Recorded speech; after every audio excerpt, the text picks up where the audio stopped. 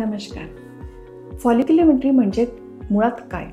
बरेच वेळा आपण जेव्हा फर्टिलिटी ट्रीटमेंटसाठी जातो आणि आपण विचारतो की आता आम्हाला ट्रीटमेंट प्लॅन करायची आहे, तर आपण सुरुवात कशी करायची? तर डॉक्टर आपल्याला सांगतो की आपण फॉलिक्युलोमेट्री करून बघूया, तुमचं ओव्ह्युलेशन चेक करूया आणि मग आपण तुम्हाला सांगूया कोणते दिवस आहे जे चांगले तुमच्यासाठी नॅचरली ट्राय करण्याकरिता. आता हे फॉलिक्युलोमेट्री म्हणजे खरं तरी काय असतं? फॉलिक्युलोमेट्री म्हणजे फॉलिकल्सचं आपण मॉनिटरिंग करतो. आता फॉलिकल म्हणजे एकदम साधारण भाषेमध्ये सांगायचं म्हणजे आपलं स्त्रीबीजचं कंटेनर, आपली जी अंडाशय असतं ज्याला आपण ओव्हरी म्हणतो, ह्याच्यामध्ये छोटे छोटे कंटेनर्स असतात ज्याला आम्ही आमच्या भाषेमध्ये फॉलिकल्स म्हणतो. ही स्त्रीबीज जे आहे ते आपल्याला सोनोग्राफीमध्ये नाही दिसू शकत, तर आपण त्यांना कसं ट्रॅक करायचं? तर आपण त्यांच्या कंटेनर्सला ट्रॅक करतो ज्याला आम्ही फॉलिकल्स म्हणतो आणि त्यालाच ट्रॅकिंगला म्हणतो आपण फॉलिक्युलोमेट्री. जेव्हा आपण फॉलिक्युलोमेट्री करतो तेव्हा आपण हे पाळीच्या दुसऱ्या दिवशीपासून सुरुवात करतो, कारण की त्या महिन्याच्या सायकलची सुरुवातच आपली दुसऱ्या दिवशीपासून होत असते.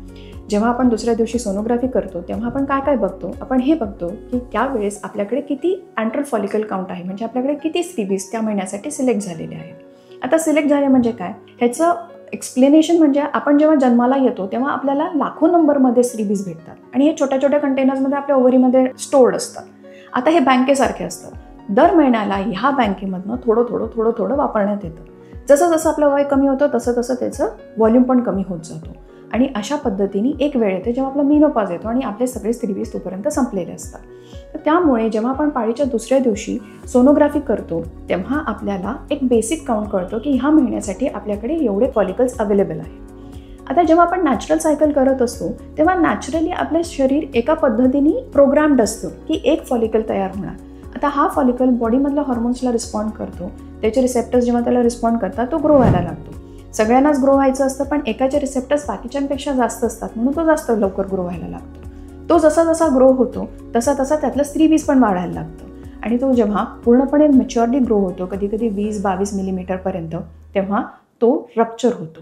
तो रप्चर झाल्यानंतर त्यातलं स्त्रीबीज बाहेर येतं. आता ह्यालाच आम्ही म्हणतो फॉलिक्युलोमेट्री करणं, जे आपण सोनोग्राफीच्या माध्यमातून करतो. तर किती वेळा करावं लागतं?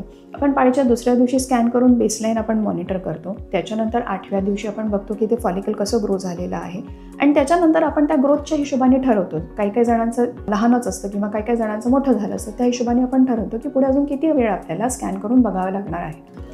एकदा का ते ग्रोथ झाली की आपण एक अंदाजा देतो की ह्या दिवसात ते रप्चर होऊ शकतं आणि तेव्हा मग तुम्ही नॅचरली ट्राय करू शकता. बरेच वेळा आपण रप्चर स्कॅन पण करतो हे बघण्यासाठी की ते फॉलिकल खरंच मुळात रप्चर होत आहे का.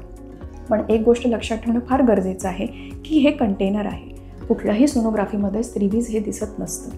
आपल्याला ओव्ह्युलेशन झालं हे कळतं, प्रेग्नन्सी झाली म्हणजे त्याच्यामध्ये स्त्रीबीज आहे हे कळतं, पण सोनोग्राफी करताना आपल्याला त्याच्यामध्ये स्त्रीबीज आहे की नाही हे आपल्याला कळू शकत नाही. त्यामुळे ह्याचे सक्सेस रेट कमी आहे. पण कुठलीही ट्रीटमेंट आपण ऑप्ट करायच्या अगोदर जर का आपण नॅचरली ट्राय करणार असो तर हा एक चांगली पद्धत असू शकते. धन्यवाद.